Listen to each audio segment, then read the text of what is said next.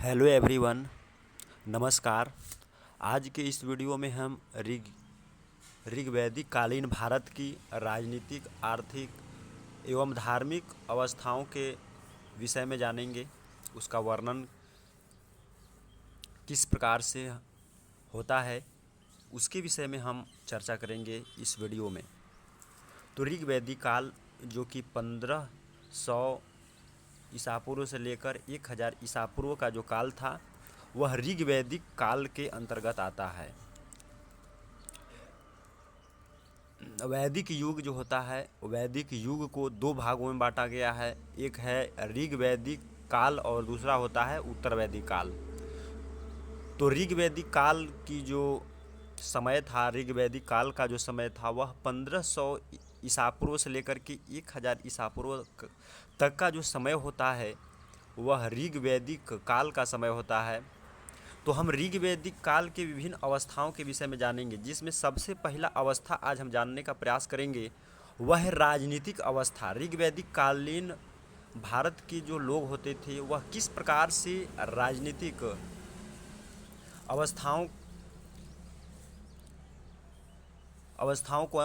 अवस्था किस प्रकार से था। तो सबसे पहले हम ऋग्वैदिक काल की परिचय देखते हैं।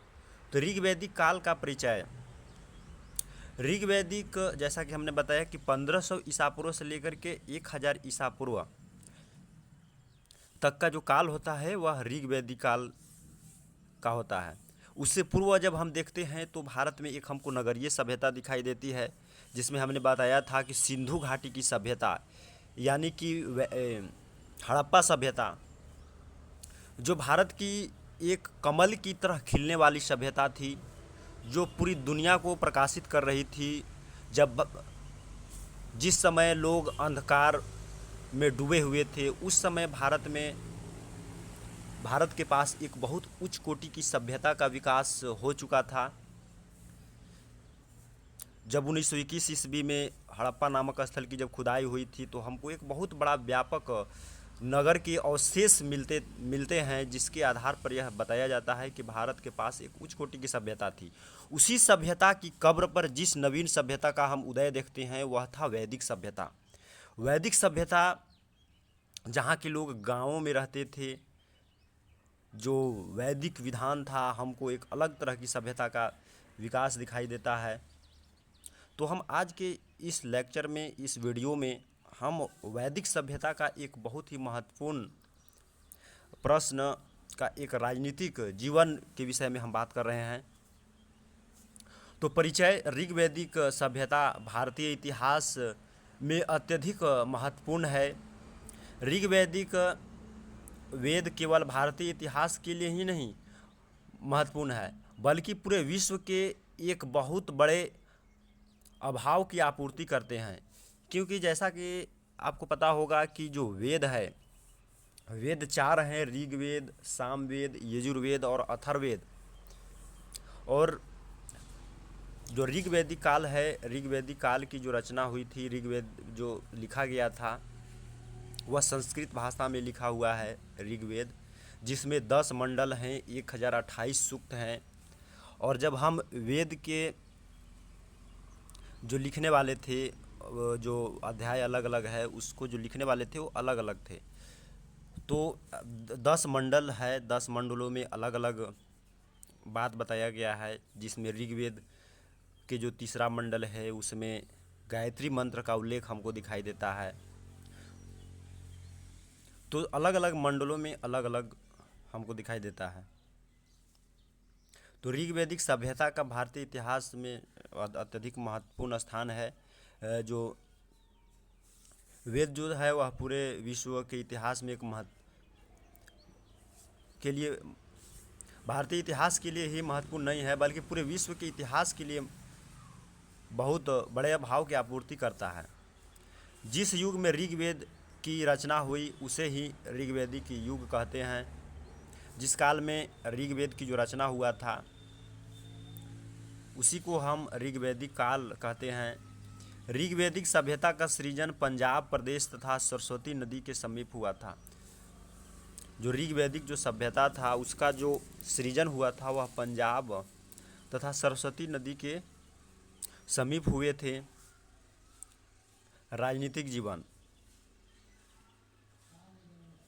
जब हम राजनीतिक जीवन की बात करते हैं तो राजनीतिक जीवन जो था, ऋग्वैदिक काल में जो राजनीतिक व्यवस्था को जो मूल आधार होता था वह परिवार या कुटुंब होता था। राजनीतिक जीवन में ऋग्वैदिक काल की राजनीतिक व्यवस्था का जो मूल आधार होता था वह परिवार या कुटुंब होता था।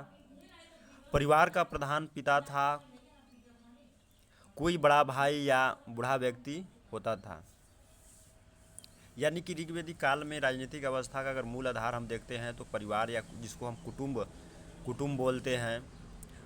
ऋग्वेद हमारा जो वेद है वह वसुधैव कुटुंबकम की बात करता है, पूरे विश्व को परिवार मानता है।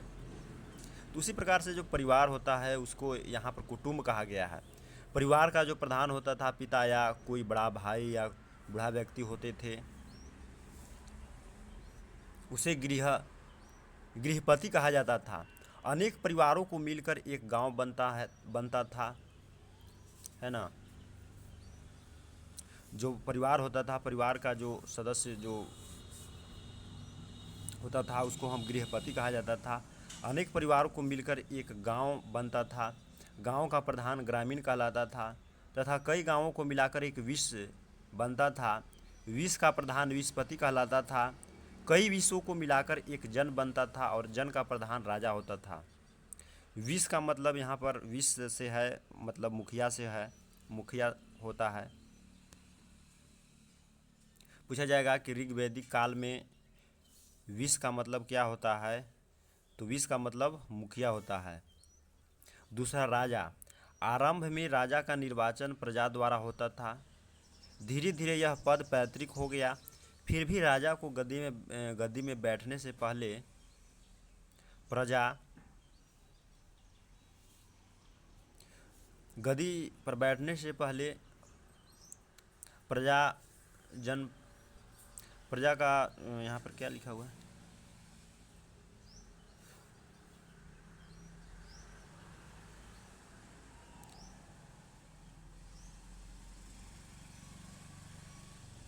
तो जन का जो प्रधान होता था वह राजा होता था, है ना। राजा। आरंभ में राजा का निर्वाचन प्रजा द्वारा होता था। धीरे धीरे यह पद पैतृक हो गया। फिर भी राजा को गद्दी में बैठने से पहले प्रजा का राय स्वीकृति लेनी पड़ती थी। राजा को प्रतिज्ञा लेनी पड़ती है कि वे धर्म के अनुसार ही काम करेगी।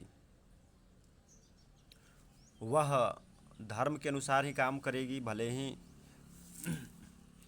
वह बड़े मंच का संचालन कर रही है, लेकिन फिर भी धर्म से विमुख नहीं होने की यहाँ पर बात कहा जा रहा है। वे धर्म के अनुसार ही काम करेगी। राजा न्यायाधीश का भी काम करता था। राजा का महल विशाल होता था। राजा का प्रमुख काम प्रजा की रक्षा करना तथा उसका देखभाल करना था। पदाधिकारी। राजा के कार्य में सहायता करने के लिए अनेक पदाधिकारी होते थे। पुरोहित का स्थान सबसे ऊपर होता था। ऋग्वैदिक काल में जब हम देखते हैं तो पुरोहित का जो स्थान था वह सबसे ऊपर होता था। वह राजा का मित्र तथा पथ प्रदर्शक, सहायक और सलाहकार होता था। सेनानी सेना का संचालन करता था। वह सेना का प्रधान होता था। ग्रामीण तीसरा पदाधिकारी होता था जिस पर गांव के प्रबंध का उत्तरदायित्व होता था। अन्य छोटे छोटे पदाधिकारी भी होते थे जो राजा के छोटे छोटे काम में सहायता करते थे। जब हम न्याय व्यवस्था की बात करते हैं तो न्याय व्यवस्था जो होता था, राजा अपने सहायकों की सहायता से मुकदमों का फैसला कर न्याय करता था। चोरी, डकैती, सेंध लगाना आदि दंडनीय अपराध थे। अग्नि परीक्षा और जल परीक्षा का भी प्रयोग किया जाता था। जो न्याय व्यवस्था था, राजा अपने सहायकों की सहायता से अपने न्याय व्यवस्था को संचालित करता था। मुकदमा व फैसला कर न्याय करता था। जब चोरी, डकैती, सेंध लगाना जो होते थे वह दंडनीय अपराध थे। अग्नि परीक्षा और जल परीक्षा का भी प्रयोग किए जाते थे। यहाँ पर इस प्रकार से बातें बताया गया है। सभा और समिति। ऋग्वैदिक काल का राजा अपने विश्व का सबसे ज़्यादा शक्तिशाली व्यक्ति होता था। उसके ऊपर अंकुश लगाने के लिए सभा और समिति नामक दो संस्थाएं थी। तो यहाँ पर हमको ऋग्वैदिक काल में राजा के ऊपर नियंत्रण रखने के लिए, राजा के ऊपर अंकुश लगाने के लिए हमको सभा और समिति दिखाई देता है, क्योंकि वह शक्तिशाली व्यक्ति है तो उसके ऊपर कहीं ना कहीं अंकुश लगाने के लिए कोई न कोई संस्था जरूर है, और वह संस्था सभा और समिति थी। तो उसके ऊपर अंकुश लगाने के लिए सभा और समिति नामक दो संस्थाएं थी। इसमें सभी